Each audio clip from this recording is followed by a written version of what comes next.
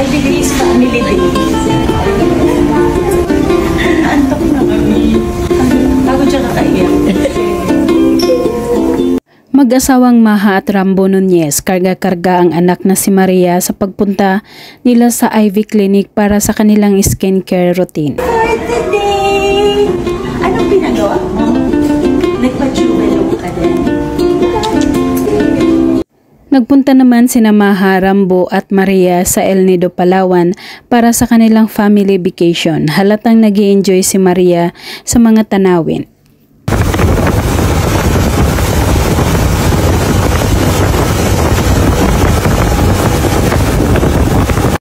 Gustong-gusto ni Bibi Maria ang lumangoy sa tubig, katunayan relax na relax itong habang nakasakay sa kanyang salbabida at panay tawag ng kanyang dada. Wow!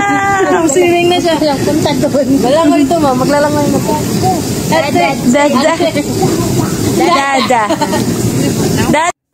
10 buwan pa lang si Maria pero super daldal na nito at ikinatuwa ito ng kanyang mami Maha at daddy Rambo.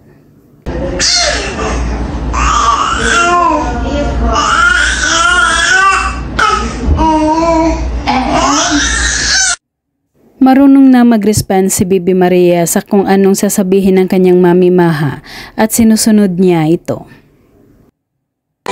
Can you say hi to the horse? Hi horse! Hi! Thank you. Hi horse! Tuwang-tuwa si Maria sa isang nakatayo na figurine na kabayo sa harap ng inuupuan nilang sofa habang hawak-hawak ito ng mami niya. Hi horse! Can you say hi to the horse? Hi horse! Come on!